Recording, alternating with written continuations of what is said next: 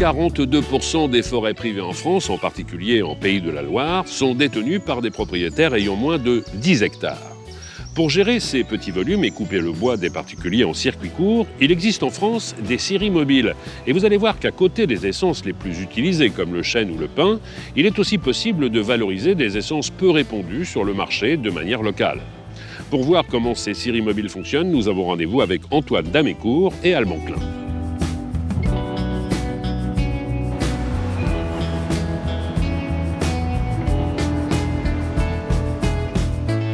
Bonjour Antoine. Bonjour Stéphane. Merci de nous accueillir chez vous. Ah, mais c'est un plaisir. C'est un plaisir de partager parce que beau, la Sarthe. On a déjà, depuis qu'on a démarré cette émission, découvert des scieries, mais la vôtre a quelque chose de particulier. C'est ce qu'on appelle une scierie mobile. Alors je veux tout savoir. Qu'est-ce qu'on appelle une scierie mobile et quand est-ce que l'histoire a commencé? Alors une scierie mobile, au lieu de déplacer les billes vers la scierie, c'est la scierie qui va vers les billes de bois. D'accord. Sachant que 40% des propriétaires forestiers en France ont moins de 10 hectares. On va, on scie ses bois, on repart, il est content, il peut bricoler, et donc voilà.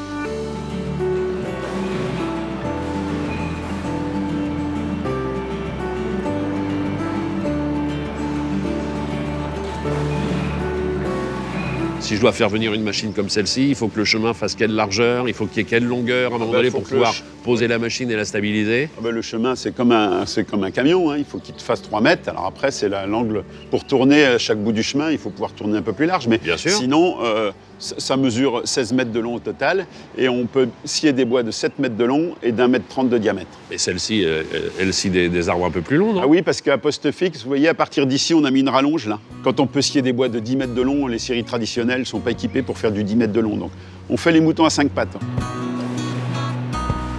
Quand on est sur une petite parcelle ou un petit volume, ça ne va pas forcément intéresser les scieries traditionnelles et il faut qu'à un moment donné, on puisse être en contact avec le propriétaire pour justement le débarrasser de ces arbres qui sont tombés ou peut-être aussi lui permettre d'avoir une exploitation sur sa parcelle. Oui, et en fait, jusqu'en 1950, il y avait des scieries dans toutes les forêts. Pourquoi est-ce que ça a disparu? C'était de l'artisanat et on est passé de l'artisanat à l'industrie. C'est-à-dire qu'aujourd'hui, les grosses scieries de résineux, grosses scieries de chêne, etc. Mais toutes les petites scieries de proximité, elles ont fermé parce qu'elles n'étaient pas aux normes.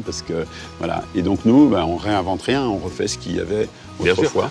On a partout en France différentes essences de bois. Il y a combien d'essences de bois à peu près référencées? En France, il y a 190 essences forestières, oui. Alors qu'en Allemagne, il y en a une vingtaine.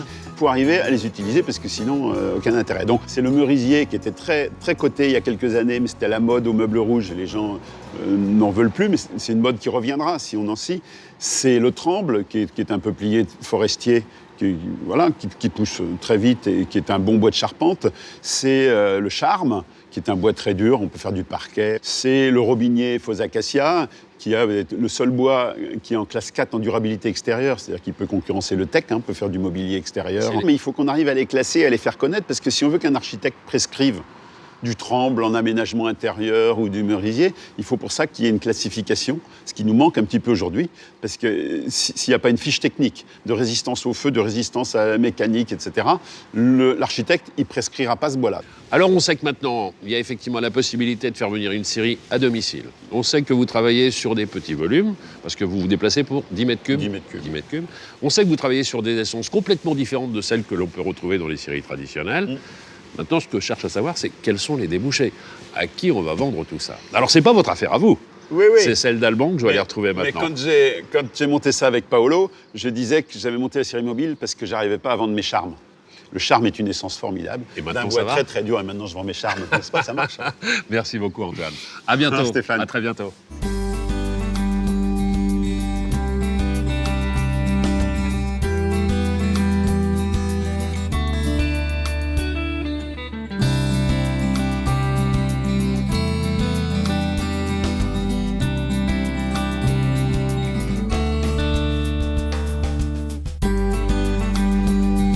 Je vois qu'Alban fait son marché.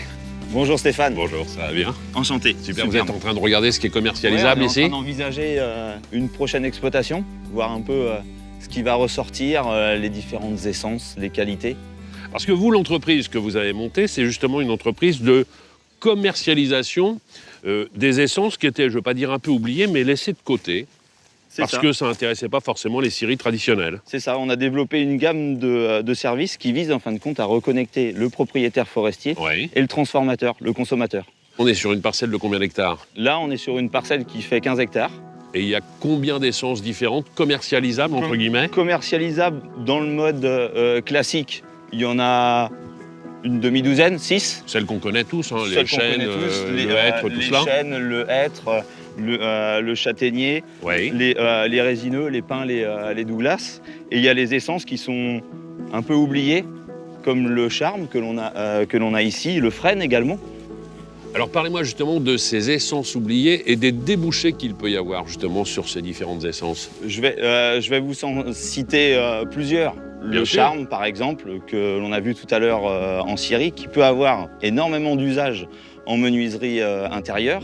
Mais on a également le châtaignier, qui est assez peu utilisé dans les gammes standards, que l'on retrouve beaucoup dans des usages extérieurs. Il y a des industriels qui ont développé des traitements particuliers en thermochauffage, en thermohuilage, qui rend le frêne tout à fait utilisable dans des usages extérieurs.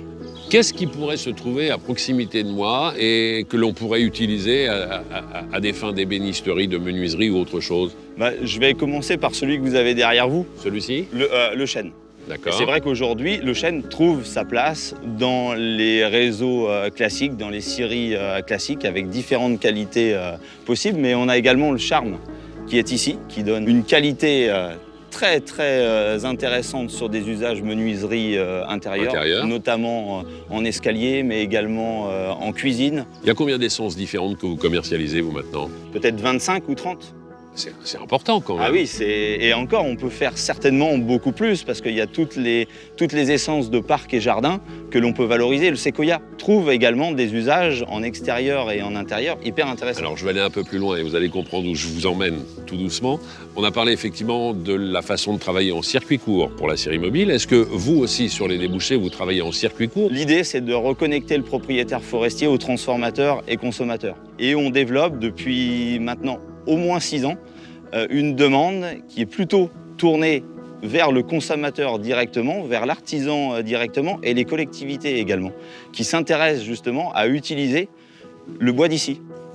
Dans notre société actuelle, on souhaite protéger la forêt, mais on souhaite aussi utiliser du bois. Bien sûr. Mais on ne pense pas qu'on peut utiliser le bois venant de chez nous. Merci beaucoup. Merci beaucoup Stéphane. À très bientôt. Merci. Au revoir.